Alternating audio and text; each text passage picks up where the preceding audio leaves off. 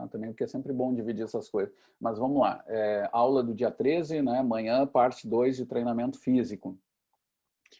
Alguns recados, pessoal. Só lembrar vocês que os monitores produziram um vídeo de tirar dúvidas, tá, sobre trabalho e tal. Então, vejam. Eu reitero com vocês da importância de vocês olharem lá o plano de ensino, tá? Ele foi atualizado agora de manhã. Então, assim, ó, para qualquer coisa que vocês tenham dúvidas sobre a avaliação, primeiro tirem a dúvida no plano de ensino. E aí, se não entender o plano de ensino, vem com a dúvida do plano de ensino, tá? Que eu vi que o pessoal tem essa dificuldade, eu já falei em aula, não lembro se é de manhã ou de tarde, mas se for errado, é melhor errar por repetir. Lembrem que é como se fosse um edital, assim, vocês têm que ler o edital, vocês têm que ter bem claro isso, né? Não dá para chegar perguntando para o monitor sem ter lido, entendeu? Vocês têm que primeiro tirar essa dúvida para ficar mais fácil, senão muitas vezes é falta da leitura mesmo.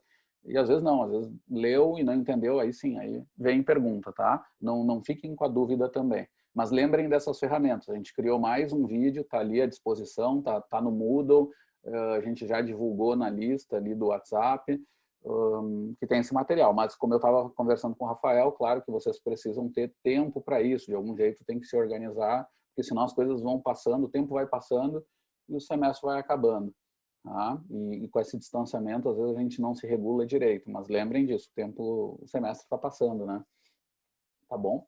Então, tá dados os recadinhos, vamos lá, vamos para o conteúdo, vamos continuar com a aula de flexibilidade, estamos na parte final. Na primeira parte, então, falamos dos métodos, mostrei para vocês os métodos mais comuns de flexibilidade, que é o método ativo e passivo. Tá? E esse ativo e passivo, ele pode ser realizado, né, de forma dinâmica ou estática. O Matheus Henke não está querendo entrar. Vamos ver o que está acontecendo aqui. Por que eu clico admitir e ele não admite?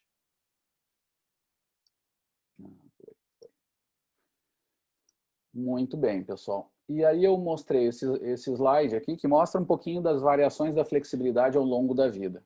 Lembrem que essas curvas são médias, né? Como qualquer curva aí de força, de outras capacidades que a gente já estudou, elas são altamente variáveis. Vai depender do estilo de vida, vai depender das questões genéticas, que de novo vai ter relação com a especificidade, né? O princípio da individualidade biológica.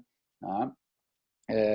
Então, vocês vão acabar vendo qual é a necessidade do aluno em cima de avaliações funcionais, né, que entendam o padrão de movimento para verificar se há prejuízo de padrões técnicos em função do movimento.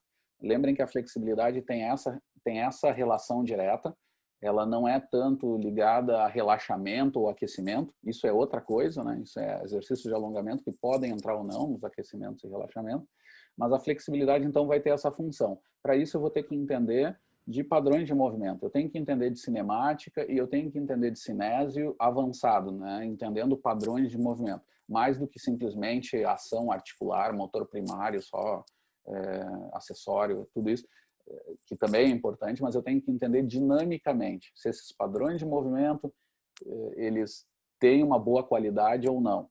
Tá? E a partir daí existem testes até mais funcionais para avaliar essas coisas. Tá? Um teste que eu gosto muito, que a gente já usou um pouco no subgrupo nosso do Locomotion lá com o vôlei, junto com o grupo do Cruel, foi o teste funcional, o teste muscular funcional, tá? Que é uma bateria de avaliações onde tu coloca teu aluno em posições determinadas e em alguns padrões de movimento o aluno não consegue fazer, ele gera instabilidade ou encurtamento, né? Padrões de movimento menores, e aí tu consegue avaliar e consegue ter uma boa estratégia para verificar o que vai precisar fazer com esse aluno, né? E aí o treinamento de flexibilidade vai ser uma ferramenta importante nesse processo, tá bom? Pessoal, além disso, vamos para algumas dicas de treinamento agora como parte final. Tá? Então, frequência. Assim, tem autores que colocam, que eu acho um pouco demais, mas colocam até que o método passivo possa ser dado de modo diário. Tá? Então, se tu tiver em situações de treinamento, que isso envolve treinamento de mais alto nível, onde teu aluno passa 5, 6 dias da semana treinando contigo, e tu precisa melhorar a flexibilidade, o método passivo todos os dias é possível. Tá? Ele não tem uma restrição energética como de outros métodos, né? E ele tem uma carga cumulativa que auxilia mesmo. Se tu fizer em maior frequência, teus ganhos vão ser relativamente mais rápidos, tá? Porque não tem essa relação metabólica de adaptação, tempo dependente, como tem para força, resistência e velocidade. A intensidade é limitada do ponto de vista articular e tem a relação com a dor envolvida, que a gente já conversou na aula passada. E as adaptações são muito parecidas com o do resto que a gente já falou. Adaptações importantes de flexibilidade vão acontecer a partir de 1 mês, né? E principalmente 2 meses. Então, não tem muito mistério. Treinamentos de flexibilidade, onde eu vejo que é necessário ganhar flexibilidade, aumentar flexibilidade, eu tenho que pensar em treinos de no mínimo 1 mês e normalmente 2 meses a 3 meses. Tal como é na força, na resistência, não tem muito mistério nisso. Tá? O que vai ter mais é o jogo de cargas que tu vai fazer nesses processos, nesses 2, 3 meses. Tá? Mas é isso. Tá? Não tem... E aqui, pessoal, eu trago só um par de exemplos assim, de estudos que mostram aquele cuidado que a gente já conversou em aula passada do sequenciamento, né? Eu tenho que treinar força e flexibilidade. Há muito estudo agora, tem um certo modismo até, que eu brinco, assim, mas que são coisas importantes, né? De verificar se com o treino de flexibilidade eu posso ter repercussões negativas na força, se eu treinar logo após. Tá? Aqui eu mostro alguns exemplos que mostram que assim, ó, raramente tem prejuízo, e quando tem, quase sempre é agudo, menos se sabe do ponto de vista crônico. Já tem alguma coisa, mas vejam que as cargas são muito altas. Então, realmente, ali 3 vezes 60 segundos em método ativo no mesmo grupo muscular, que é uma carga relativamente alta, né? A gente falou que é de 2 a 3 séries, de 15 a 90 segundos, então 60 segundos é bastante coisa. E ali há uma redução de força após 2 minutos.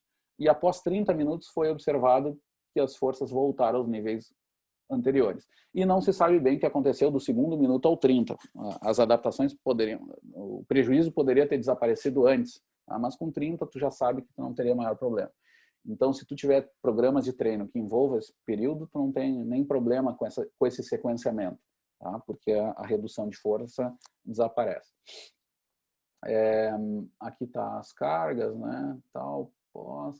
E aqui tem um outro exemplo, gente, de quando tu tens uma restrição, tu tem uma redução da força por ter treinado flexibilidade antes, mas assim, de 1 hora, tá, que foi comprovado que durou a redução por 1 hora, depois desapareceu essa diferença, mas vejam a carga que era desse treino. Eram 33 minutos no mesmo grupo muscular. Eu brinco assim, ninguém treina todo esse tempo. No exemplo anterior ali, a gente viu 3 vezes 60 segundos, que já é muito, assim, já é bastante coisa.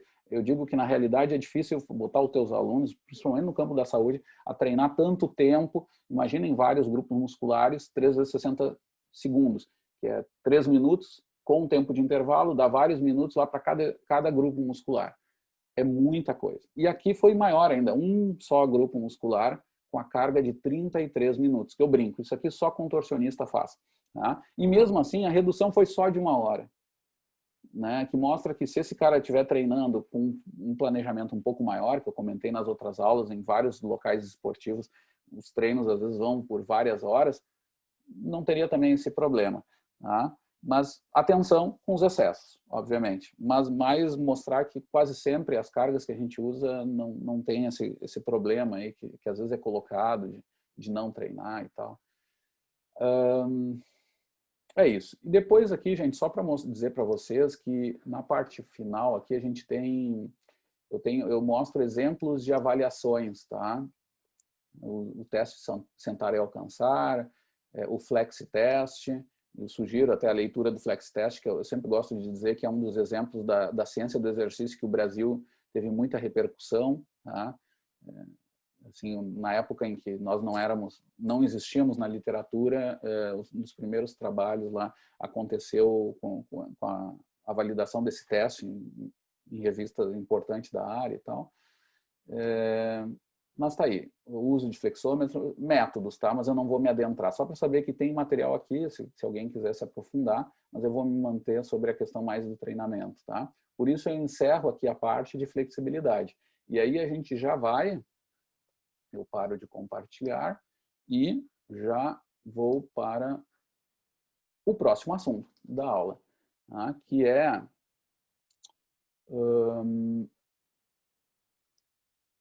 periodização. Vamos falar um pouquinho. Então, assim, até agora, pessoal, eu comentei para vocês um pouquinho dos métodos de treinamento. Encerramos o segundo ciclo nosso de conteúdo. O primeiro era aquele conceitual e princípios, né?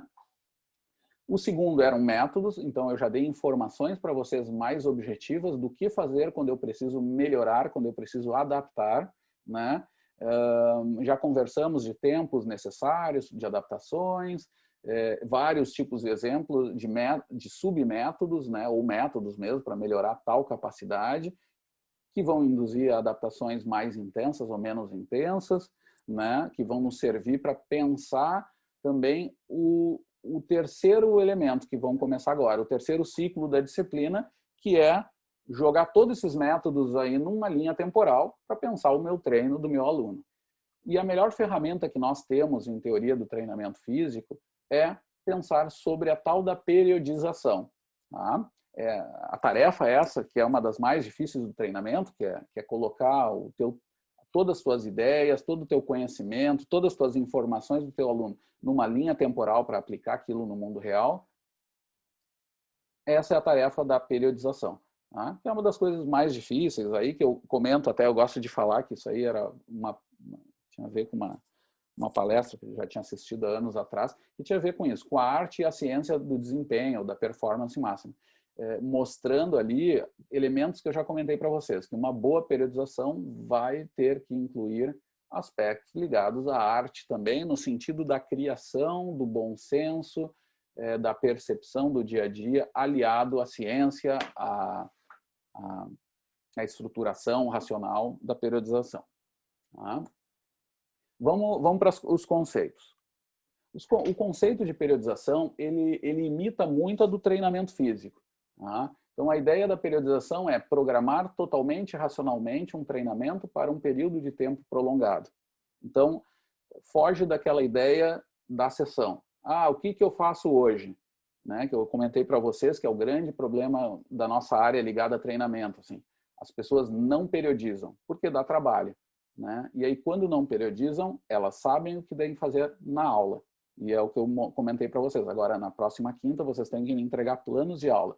E vários de vocês até estão com dificuldade de montar isso por falta de experiência, etc. Mas a ideia é essa, é mexer vocês um pouquinho, verem algum material externo, para vocês pensarem um pouquinho já desses métodos, como vai sair uma sessão de aula, uma sessão de treino, que é algo muito pequeno para a periodização. A periodização é muito maior, mas eu tenho que saber planejar uma sessão, senão fica difícil pensar na periodização. Tá? Mas o que acontece? O treinador que não periodiza, ele sabe organizar sessões. Ele faz porque a memória ajuda, né? O que eu posso fazer aqui? Meu aluno fez o que na aula passada? Posso fazer isso. O grande problema, pessoal, disso, essa percepção é importante ter. Todo esse raciocínio que eu acabei de fazer, eu acho que o treinador tem que ter. Ele tem que pensar no que aconteceu antes mesmo, Só que a memória nos prega peças, assim. A nossa memória, ela vai achar estratégias e muitas vezes, até se afirma isso, o pessoal que estuda memória na neurociência vai dizer que uma das grandes estratégias nossa de evolução é a perda da memória para coisas que não nos interessam, para coisas que nos traumatizam, para coisas que não nos dão prazer. Isso é uma grande jogada aí. E até as doenças mentais, elas têm uma função evolutiva, né, ligada a esses processos. Mas no treinamento, no mundo real do treinamento, então o treinador vai muitas vezes fazer aquilo que dava mais prazer para ele, ou que ele viu como resultado para o aluno dele, ou pior ainda, muitas vezes o que dava certo para ele e não para o aluno dele. Né? Muitas vezes ele traz aquelas experiências dele como praticante, que eu sempre falo para vocês que é importante ter. É importante vivenciar aquilo que vai se treinar, é importante conhecer e sentir um pouco na pele, é importante, mas ele não pode achar que tudo aquilo que deu certo para ele vai dar sempre certo para o aluno. Eu vou ter que avaliar direito no meu aluno, eu vou ter que ver as características individuais, porque os princípios de treinamento sustentam isso. Eu não posso pensar que é igual para mim do que foi para ele. E aí vem o problema. Se eu não periodizo, eu caio nessa problemática de repetir coisas e fazer coisas que davam prazer para mim e talvez para o outro não seja bem assim, né? Então, a periodização ela vai ser uma ferramenta para quebrar com isso. Vai ser uma ferramenta para eu poder trabalhar com todo esse processo ali de percepção também, mas aliado a uma ideia maior, temporal, tá? Que está colocada aí. Programar racionalmente, totalmente, esse período de tempo. Uma estruturação cíclica, vejam que o nome é periodização. Então, indica o quê? Eu vou dividir o meu tempo em períodos. Tá? Em períodos. O período, do ponto de vista da física, ele é o inverso da frequência de um fenômeno. Tá? Isso é bem importante. Né? Cadê meu quadro branco? Mas a equação é muito simples. Né? Um período, que geralmente é dado por um tal, é igual a 1 sobre a frequência de um fenômeno. No caso do treinamento, o que eu vou ter ali? Eu vou ter períodos que vão me indicar ciclos de treino. E o ciclo, a ideia central dos ciclos é o quê? É situações onde eu aumento carga e diminuo carga. Mais do que adaptações. Porque até as adaptações de supercompensação nem sempre são totalmente comprovadas, tem até uma baita discussão se existem mesmo ou não. Mas o importante é, no mundo real do treino, é eu pensar nesses ciclos e nesses períodos que vão me dar a periodização por oscilações de carga. Né? Situações onde eu vou oscilar cargas, eu vou aumentar cargas, eu vou diminuir cargas, eu vou manter um pouco de carga e vou aumentar novamente as cargas. E aí, quando eu aumento de novo as cargas, eu repito aquilo que eu fiz no início. Aí vira cíclico, vira periódico. Né? Tá? Então, é essa a ideia do treinamento. A ideia da periodização vai ser dar essa estruturação cíclica, aquele caráter ondulatório de cargas. Vai ter tudo relação com isso, a fim de maximizar o desempenho. Lembrando que desempenho não é sinônimo do melhor, do campeão do Roland Garros. Não é só isso. Claro que é no esporte de alto nível, mas no campo da saúde, no campo da educação, na área do controle motor, o desempenho vai ser outras coisas. Vai ser melhorar o meu perfil lipídico, vai ser melhorar a minha composição corporal, vai ser melhorar meus níveis de qualidade de vida, de autonomia, de mobilidade funcional, que eu já comentei para vocês que tem muito a ver com o nosso grupo lá, que a gente faz com os Parkinson, né? Melhorar o desempenho vai depender do que eu traçar como objetivo. E não precisa ser sempre o quanto mais melhor. E, inclusive, não é assim. Na maioria das vezes, mesmo no alto nível, o que eu vou tentar trabalhar, a maximização do desempenho, ela vai vir com otimização. Né? Vamos dar um caso. Meu aluno, ele jogador de futebol, ele está com sobrepeso. Ele tem que diminuir o peso, tem que diminuir a massa de gordura e manter, ou talvez diminuir, não sei, a massa magra. Tá? Então, eu traço lá, eu faço minha avaliação corporal e traço objetivos. Não vai ser sempre quanto mais melhor, porque a gente sabe que se esse cara ficar demais magro, também ele entra num nível de desnutrição. E isso é ruim para o futebol. Então, ele vai ter pontos ótimos onde ele vai ter que alcançar objetivos. O mesmo exemplo é para o caso da força. Eu vou treinar força, a gente já falou bastante disso, mas é importante. Na maioria dos esportes no campo da saúde, não vai ser quanto mais força, melhor. E esse é um entendimento de muita gente, que eu brinco, dos marombeiros de sala de musculação. Mas é errado.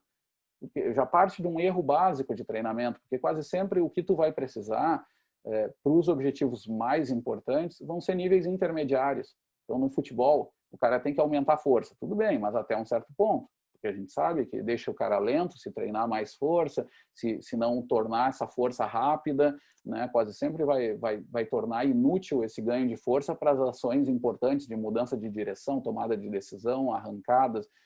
Isso aí é óbvio, já há muito tempo se sabe. Então, eu tenho que cuidar com o meu treinamento de força, ele tem que ser até certos níveis. Depois eu tenho que trabalhar com outras capacidades mais complexas, né, que é força com velocidade, com mudança de direção, né, e por aí vai.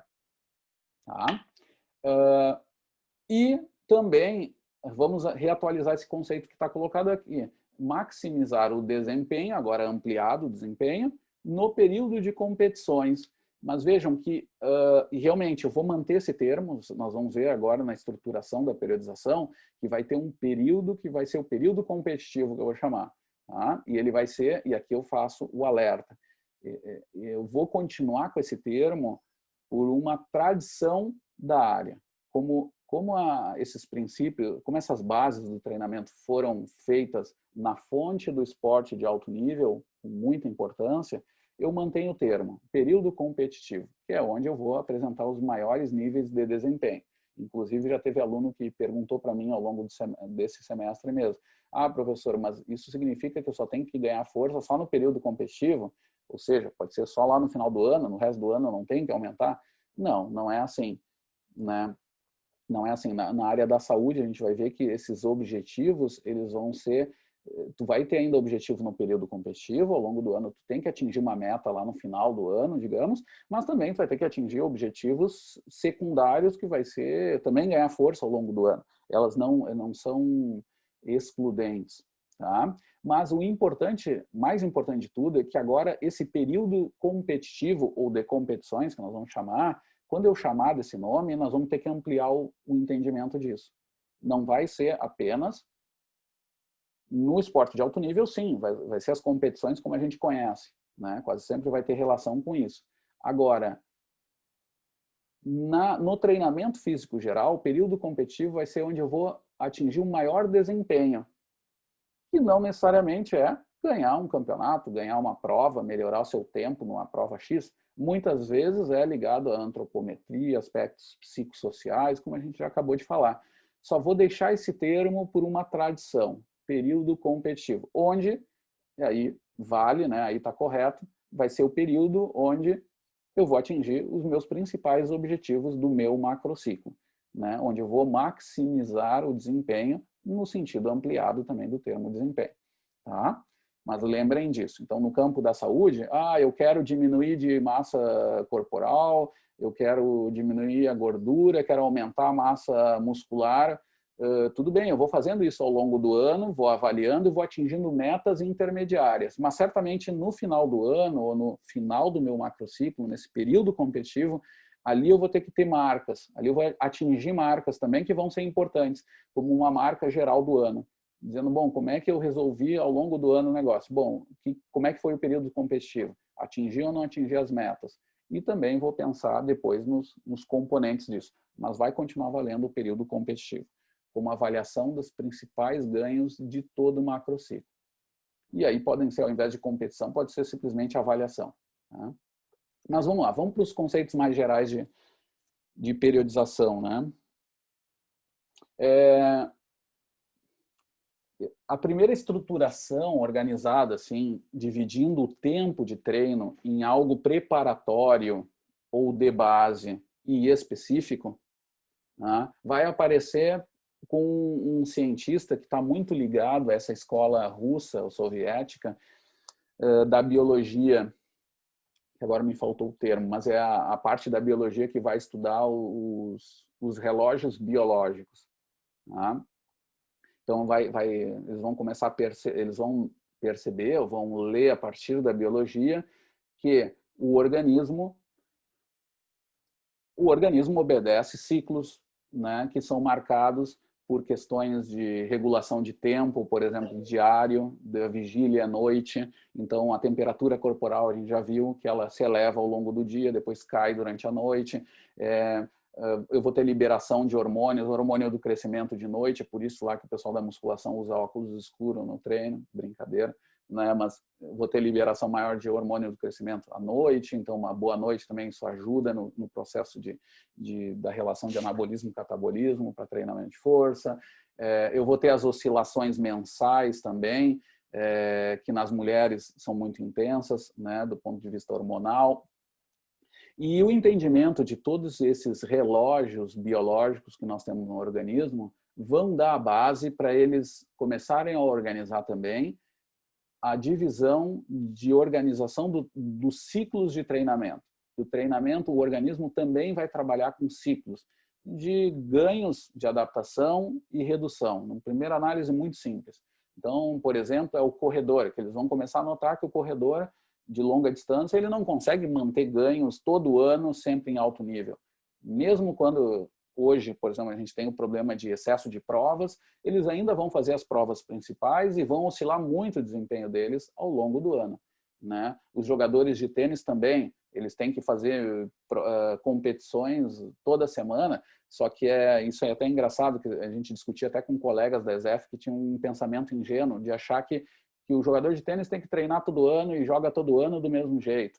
Não joga do mesmo jeito. Ele pode até treinar equivocadamente, como no Brasil se fez durante muito tempo, né? Achando que se joga tudo do mesmo jeito, então bate bola o ano inteiro. Mas mesmo assim o organismo, e esse é um dos adventos, assim, das coisas importantes que essa escola soviética vai mostrar, é que tu treinando certo ou não, teu organismo vai funcionar em formas cíclicas. E vai ter períodos melhores e outros piores.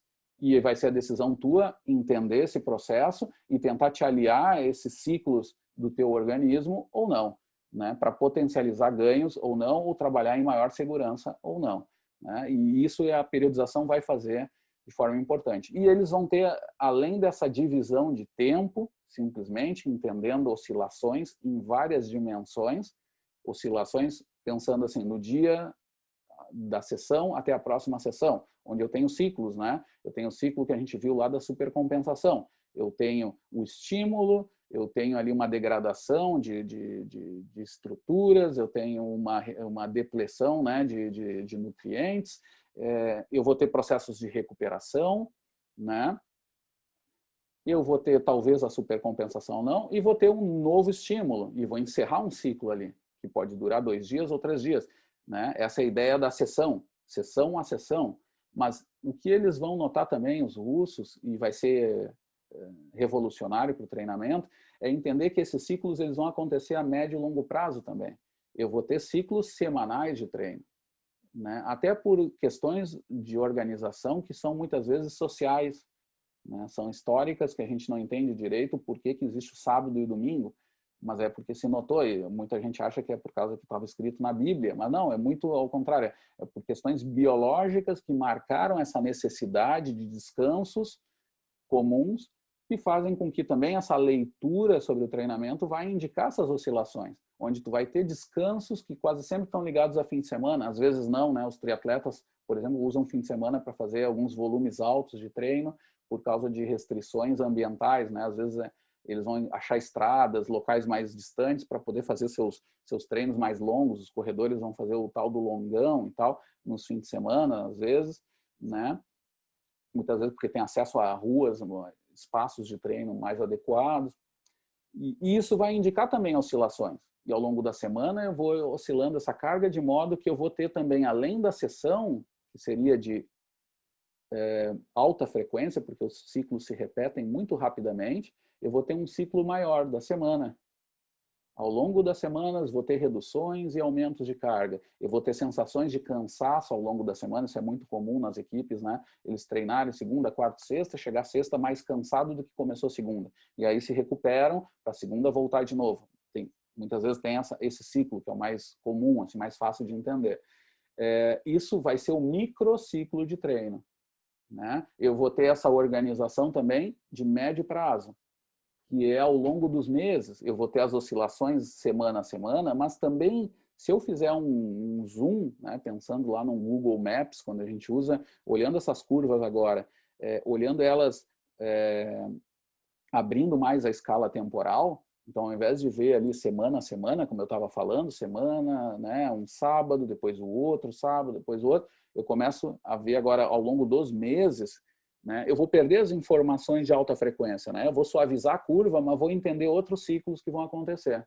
E esse que é o mais difícil do pessoal, muitas vezes, da prática desorientada entender. Tá? De que eu também tenho ciclos mensais, que vão dar os meus blocos de treinamento, que vão me ajudar a construir os períodos de treinamento, que são os mesociclos.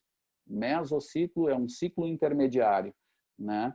Que é quase sempre marcado pelo mês. Aqui na disciplina a gente faz esse acordo de usar o mês como um mesociclo, mas eles podem variar, às vezes 2 semanas, às vezes 2 meses, tá? Mas o mais comum é o mês. E vai indicar também que eu, ao longo de 3 semanas, lá eu vou ter uma quarta, que talvez eu tenha que manter ou reduzir um pouco a carga.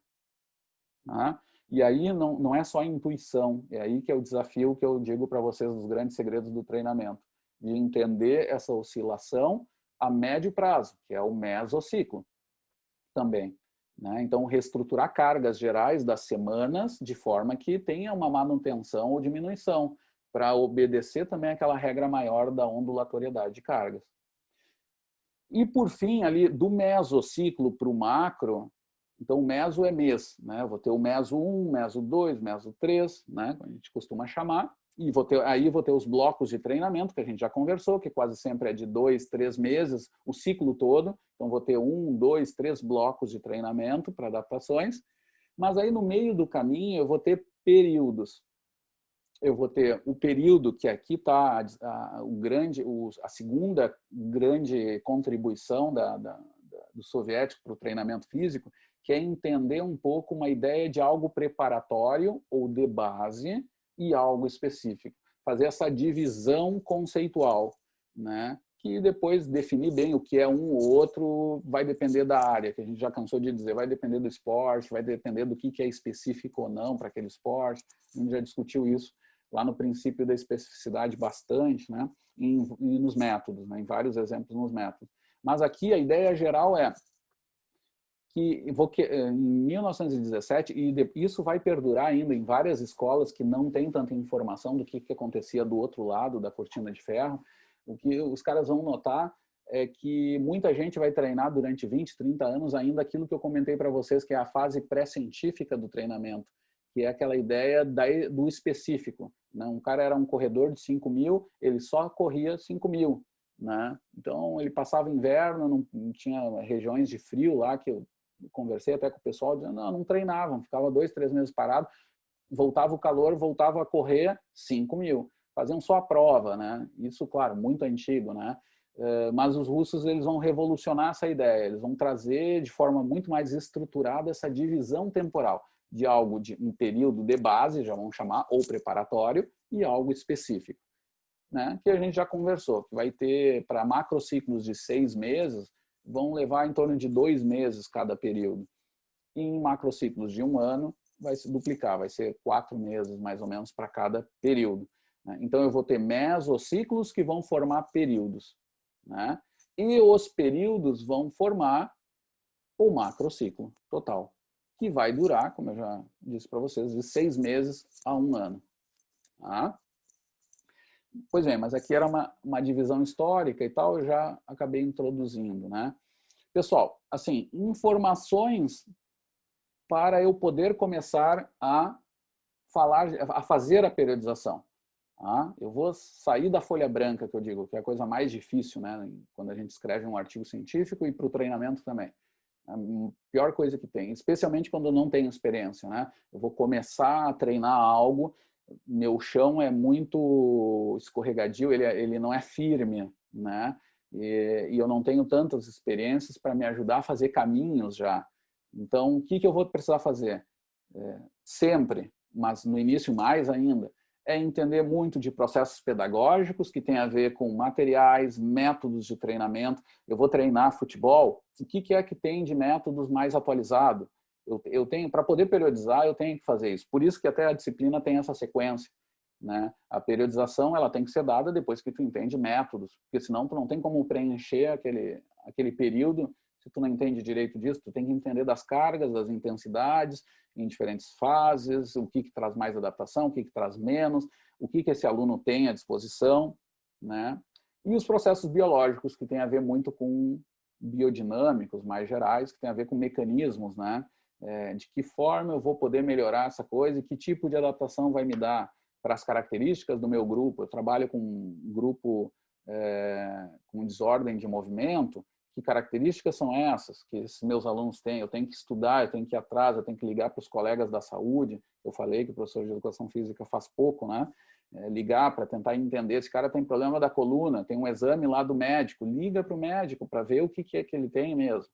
Que repercussões isso pode trazer para o exercício. Estudar o caso. tá? E isso serve para qualquer, não é só na área das desordens de movimento, ali que tem uma parceria forte com a físio, né? Mas também no esporte normal, no exercício no campo da saúde, no esporte mesmo de formação ou de alto nível. Eu tenho que estudar, eu tenho que entender bem o que está sendo feito, o que a ciência está me dando de informações, o que eu estou aprendendo com os processos que eu estou passando, né, do ponto de vista biodinâmico, e vários exemplos a gente deu, por exemplo, no caso do vôlei, que eu estou mais inserido hoje nessa parte do esporte, né, a discussão, por exemplo, que a gente fez da pliometria na zona 3, que é aquela zona de potência excêntrica, quando eu tenho alturas muito grandes de drop jumps, né, são treinos raros de se fazer, tem que ter um cara altamente preparado. O jogador de vôlei não pode fazer isso. Ah, mas talvez numa fase de formação seja possível, mas primeiro eu tenho que ver o que a ciência está me dando e tem que fazer com cuidado, porque não tem tanta informação, né? Mas sei que tem escolas específicas do voleibol que fazem isso. Então, vou lá entender, vou aprender nisso para me abastecer e pensar na minha periodização. Eu faço sempre assim, na aula eu vou para o quadro branco nesse momento e faço um checklist, né? Que eu acho que não tem aqui, não tem aqui, o tal do checklist. Talvez eu tenha inserido um slide, mas eu sempre vou no quadro branco e falo. Mas é algo muito genérico, né, pessoal? Quando eu vou periodizar, vou sair da folha branca, então vou começar a estruturar meu tempo, eu tenho que ter também, além de todas as informações que eu acabei de dizer, eu tenho que ter também as informações do meu aluno e do que eu tenho ali. Então já foi dito até um pouco, mas, por exemplo, materiais que eu tenho acesso, que espaços de treino que eu vou poder fazer, né? Porque isso vai indicar as possibilidades de treino. Eu tenho uma sala de musculação? Não. Eu tenho pesos livres? Tenho. Então, o que eu vou poder treinar? Porque sem essas informações, eu faço uma periodização, né, no mundo das ideias, e não dá. Então, tem que pensar no mundo real. Que tipo de materiais? Porque isso me ajuda até a pensar sobre possibilidades. Ah, mas será que eu tenho acesso a isso? Vou atrás para ver primeiro. Não adianta, se eu não tenho acesso, limita. Então, essas coisas me ajudam na organização também. A periodização vai me organizar no controle do tempo pedagógico, que a gente chama do treinamento, completamente. Tá? Então, eu tenho que saber, ter informações dos meus alunos, o porquê que ele está querendo fazer aquilo. Não adianta querer fazer periodização de grupos gerais sem ter informações mais detalhadas, especialmente quando tu não conhece, né? Então, eu tenho que fazer a ideia da anamnese, né, que a gente aprende isso da medicina, a pergunta básica, que eu tinha lá numa anamnese, que eu me lembro em academias, que era o porquê que tu está aqui.